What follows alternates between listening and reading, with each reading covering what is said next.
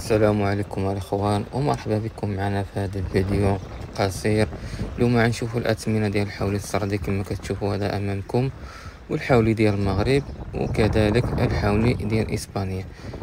83 درهم اللي كتشوفوا هذا اثمنه الحولي ديال السردي.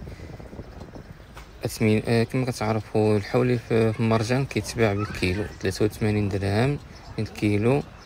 الحولي ديال السردي مدينه طنجة. وهذا الحولي كيقولوا ديال المغرب كيعمل 77 درهم من الكيلو.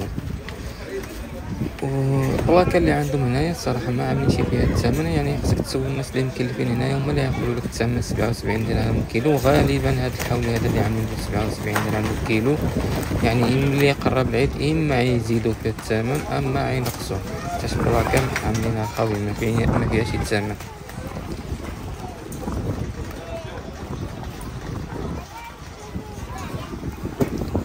ومور هذا الحولي هذا غنشوفوا الحولي ديال اسبانيا.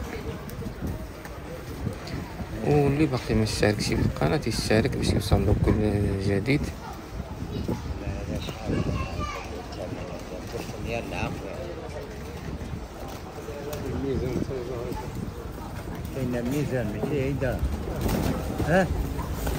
هاد الاسمنه اللي كاينين هنايا كاينين في مرجانات اخرين في المدن اخرين كاين الثمن زايد، بحال ديال السردي عامل هنايا 83 درهم، كاين السردي في مكناس كيعمل 85 درهم.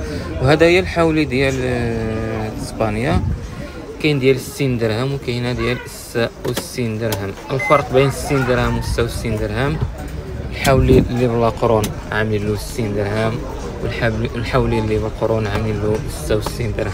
حتى القرون كنخلصوا على 6 درهم الكيلو زايده.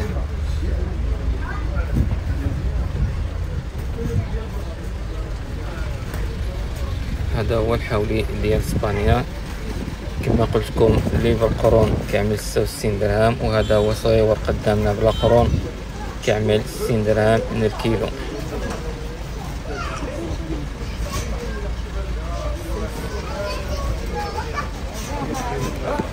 حتى هذا ديال الحولي ديال اسبانيا ما عاملين في الاثمنه في البلاكه، وغالبا ملي يقرب العيد اما يزيدوا في الثمن يا اما ينقصوا في الثمن عينهم مع السوق. هذا هو الحولي ديال اسبانيا. حنا مغاربه ولينا كنشوفوا الحولي كنعرفوا هذه اسبانيا حتى ولفنا دابا. الاخوان هذا المرجان هذا اللي جا في الطريق ديال تطوان الجهه ديال مروه، حيت مدينه طنجة عندها جوج ديال المرجان. يقدر يكون الاثمنه ديال المرجان اللي في وسط المدينه يعني طريق ضربات زايد الثمن على ديال مرجان الطريق ديال تطوان كيكون فيه البيع شويه ناقص، ربما على داكشي غيكون عندهم ناقص شي درهم من الكيلو.